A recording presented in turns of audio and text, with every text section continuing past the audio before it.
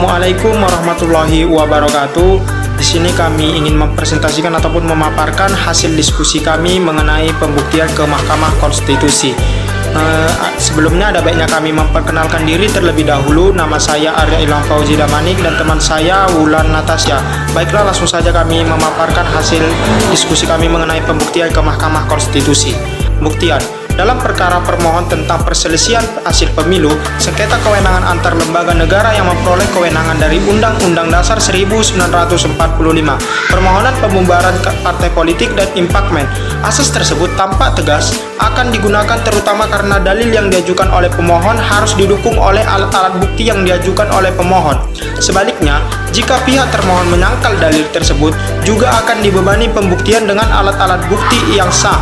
Membuktikan adalah kewajiban para pihak melalui alat-alat bukti untuk menimbulkan suatu tingkat kepercayaan atau keyakinan dalam pikiran hakim tentang kebenaran suatu dalil mengenai fakta, kejadian, hak, ataupun hukum.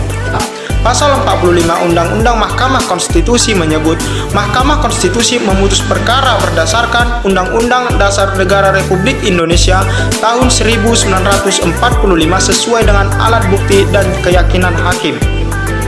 Tujuan pembuktian adalah untuk memberi kepastian kepada hakim akan kebenaran peristiwa konkret yang disengketakan. Tampaknya dari beberapa sifat yang melekat dalam akibat hukum, putusan Mahkamah Konstitusi antara lain yang bersifat final dan mengikat berlaku untuk semua warga negara meskipun hanya diajukan oleh orang per orang secara individual. Mahkamah Konstitusi lah yang mewajibkan untuk menilai bukti yang diajukan dan mengujinya secara cermat sebelum mengambil keputusan.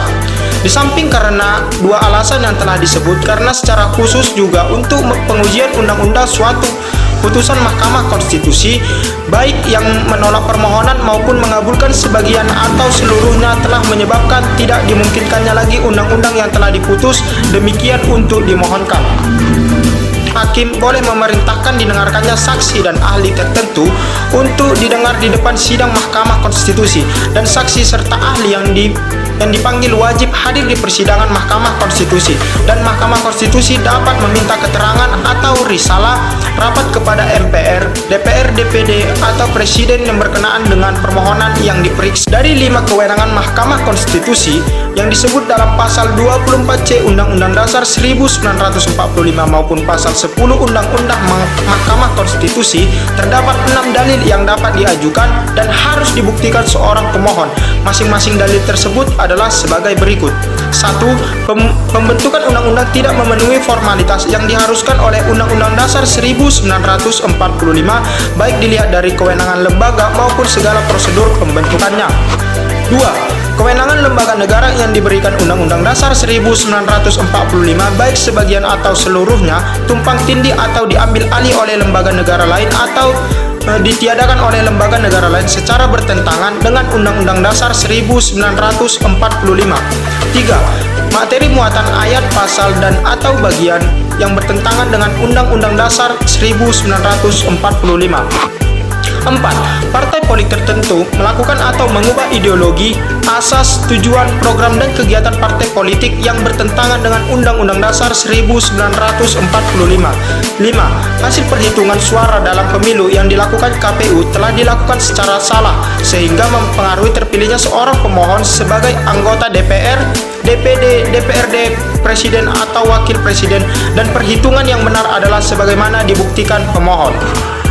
Dan yang terakhir yaitu Presiden atau Wakil Presiden telah melakukan pelanggaran hukum atau tidak lagi memenuhi syarat sebagai Presiden atau Wakil Presiden. Baik, materi selanjutnya akan dibacakan oleh teman kita Wulan Natasya. Kepada saudari Wulan Natasya, dipersilahkan. Baik, terima kasih sebelumnya atas kesempatan dan waktunya. Sebelumnya sudah disampaikan oleh rekan saya Arya Ilham Fauzi Damanik tentang pembuktian, tujuan pembuktian, dan apa yang harus dibuktikan. Maka di sini saya akan melanjutkan tentang beban pembuktian. Salah satu asas umum yang dianut dalam hukum acara ialah bahwa barang siapa mendalilkan suatu hal, keadaan, atau peristiwa maupun hak, maka wajib membuktikannya. Demikian pula dalam hukum acara Mahkamah Konstitusi, pemohon yang mendalilkan adanya undang-undang yang melanggar konstitusi atau kesalahan perhitungan KPU dalam pemilu atau kewenangan berdasar Undang-Undang Dasar 1945 yang diambil satu lembaga negara lain maupun pelanggaran hukum yang dilakukan Presiden wajib meyakinkan hakim akan kebenaran dalil tersebut dengan alat-alat bukti yang sah. Adapun alat-alat bukti di dalam pasal 36 ayat 1 Undang-Undang Nomor 24 Tahun 2003 tentang Mahkamah Konstitusi diatur tentang alat bukti, yaitu alat bukti terdiri dari yang pertama adanya surat atau tulisan yang dijadikan alat bukti harus dapat dipertanggungjawabkan perolehannya secara hukum. Alat bukti surat atau tulisan yang berupa kutipan, salinan atau fotokopi peraturan perundang-undangan, keputusan tata usaha negara dan atau putusan pengadilan, maka naskah aslinya harus diperoleh dari lembaga resmi yang menerbitkannya. Yang kedua, adanya keterangan saksi di bawah sumpah mengenai fakta yang dilihatnya, didengarnya, dan dialaminya sendiri. Saksi dapat diajukan oleh pemohon, presiden, atau pemerintah, DPR, DPD, pihak terkait, atau dipanggil atas perintah Mahkamah Konstitusi. Yang ketiga, adanya keterangan ahli di bawah sumpah sesuai dengan keahliannya. Keterangan ahli yang dapat dipertimbangkan oleh Mahkamah Konstitusi adalah jika keterangan diberikan oleh seseorang yang tidak memiliki kepentingan yang bersifat pribadi atau yang disebut dengan conflict of interest. 4. Adanya keterangan pemohon, presiden atau pemerintah, DPR dan atau DPD, serta keterangan pihak terkait langsung.